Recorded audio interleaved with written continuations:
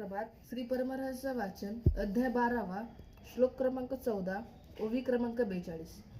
श्री गणेशाय नमः. श्री गुरुभ्यो नमः. श्री सरस्वती नमः. परम स्त्रियं परार्थ च वर्जितो भावशुद्धिमान लिंगनिष्ठो जितात्मा च माहेश्वर स्थले पुमान.